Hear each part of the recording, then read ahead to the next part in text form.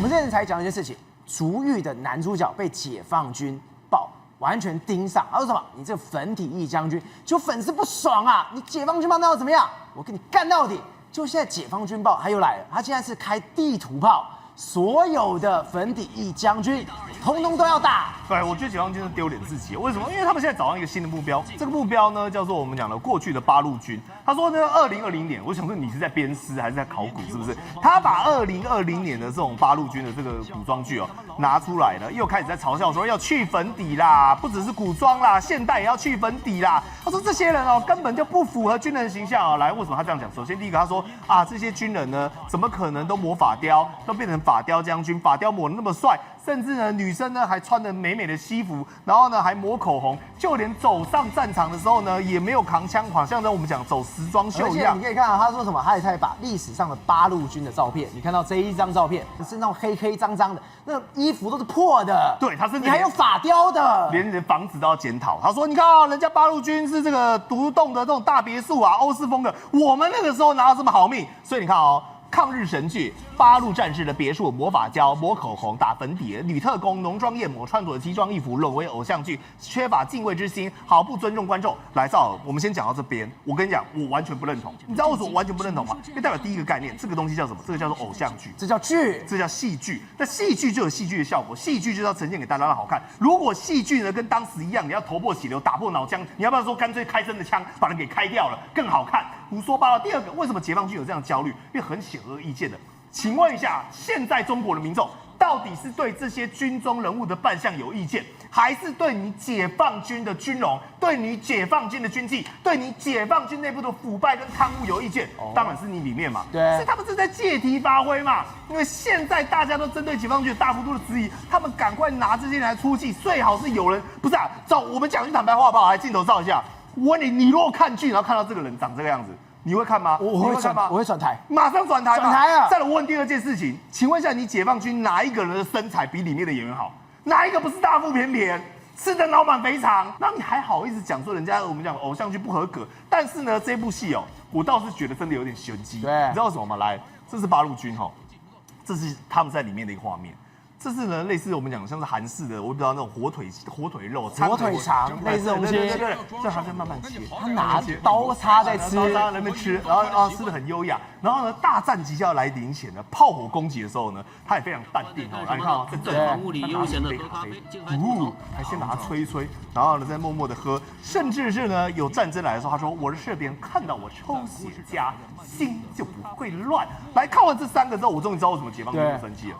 我认为他们是在低级红高级黑，为什么？高级黑那当然啦，因为我讲这个东西就跟扮相无关了。看到我抽雪茄，大家心就安了。对，我讲这个剧情太瞎了，为什么他们要故意这么瞎呢？肯定在讽刺一件事情嘛。我们现在的军队不就是这样子吗？明明呢，中国解放军呢面对到非常严重的问题，结果呢，你们还在用西餐刀叉吃人肉，结果呢，你们还在许喝咖啡，结果呢，你们还在抽雪茄的一副淡定的模样。所以我认为这个确实是有让解放军有在挑衅解放军的成分，讽刺当前的军队。但是有一些部分比如说抗日神剧那个东西剧情就真的已经荒腔走板到一个程度。比如说最近他们有一个新的抗日神剧，那我就没有看到你解放军对这个有意见啊。他说什么呢？他说他们拿了一个炮弹。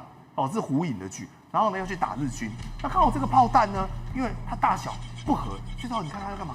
他拿着一个铁尺，开始在磨，说我只要把炮弹磨小了0.2就可以塞进这个炮口里面了，非常的聪明，量身打造。我们知道，中国有神将可以用手磨晶片出来，对，结果这是手磨炮弹的。对，我觉得这是里面高级黑中的冠军，为什么？因为它代表现在中国里面一定一堆我们讲贪赃枉法、乱七八糟的事情。那你想想看，他们的机械或者器械肯定有常常这种不合的状况，他搞不好就在讽刺说，他们为了要呢通过高装检或通过审核呢，然后就把这东西用磨的，开始在那边乱弄乱搞一通，然后想尽办法把它塞进去。所以看完这个之后，我觉得你解放军要对这个生气吧？你为什么那边对这个生气呢？还是你做贼心虚说，我们现在也是照这样子干？结果现在他持续说，哎呀，粉底翼将军有不满更有期待。什么人民网是各大从解放军报完之后，各大官媒都出来杀喽。对，你看他继续强调说，里面过于柔弱，像偶像粉底翼将军，不应该这样子，我们要树立军人形象，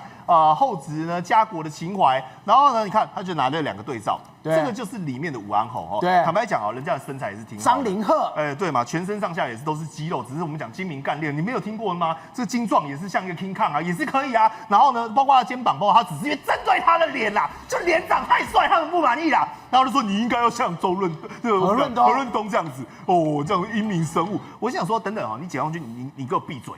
我讲你给我闭嘴！为什么你要闭嘴？你知道吗？你找你们一个将军，你找你们出来一个将军就好，身材能够像这个的，或找你一个将军，身材能够像他这样，至少体脂肪比跟他差不多高就好了。你找得出了，我就佩服你。所以少来给我这一套，在那边故意去找茬，去找这些人，要不要先看看你们的军人长什么颓样？体育老师，我们刚刚看到什么？中国在那种精神胜利法，八路军怎么样？结果你看到的画面是什么？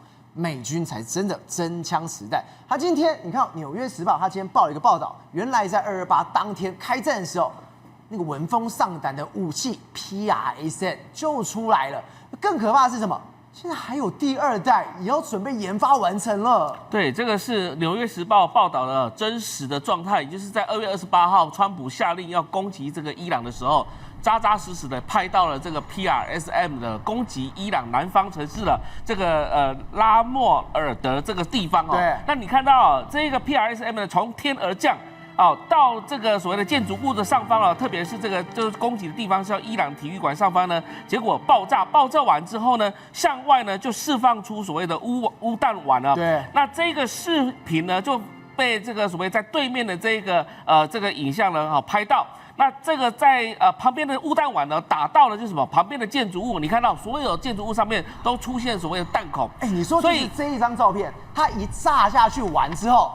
这边都密密麻麻，就是你讲的钨弹钢丸。对，所以当时来讲的话，总共造成21个人死亡哦，然后数百人受伤哦。所以你知道这个钨弹丸这样打下去来讲的话，那某戏嘛挂掉边啊。所以这个 PRSM 呢，除了精准命中之外，更可怕的地方在哪里？就是它可能会造成周边的这些所谓的生命的一个伤亡哦。那这个在这个试验的一个这个画面方面呢，这个原本美国的军火商在试验 PRSM 的时候所呈现出来的，刚好就是在伊朗这个攻击上面所试验出来。所以根据专家研判来讲的话，这一颗的这个飞弹基本上就是 PRSM 哦。那这个 PRSM 是什么可怕呢？因为对川普来讲的话哦，它可能是从所谓的波斯湾附近的这个地方呢来进行攻击。你可以看到这个伊朗南方城市拉莫尔德啊，其实在周边大概500公里，半径500公里到600公里左右来讲的话，所包覆的可能是巴林，可能是卡达，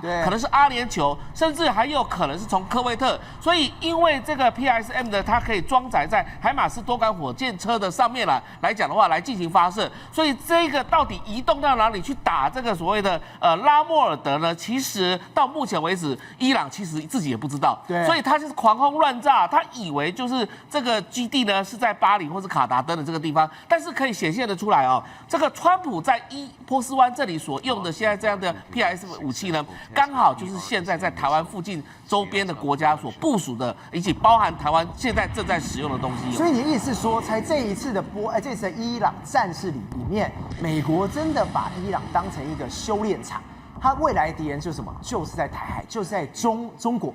他今天就在试验这件事情，是，也就是说，如果说伊朗它的防空系统或是它的整体的这个防卫系统找不到来讲的话，那外界不是说伊朗跟委内瑞拉都是用中国、俄罗斯他们所制造的防空系统吗？对。那这样子的话，他们是不是就等于侦测不到？所以，川普在这个所谓的波斯湾呢，就扎实的用这个海马斯多管火箭还有 PRSM 呢，就打给你看，而且真实的命中的情况之下，也可以测试整个防空体系。那另外呢，也可以测试什么？就是波湾周边国家的机动性，因为他们让敌方来讲的话，也不晓得说是从哪个地方进行攻击哦，但是一攻击下去来的话是精准打击，所以像这一种的所谓的新的科技新的做法来讲的话，事实上都是美国把伊朗当作一个试验场，然后未来可能应对台海战事。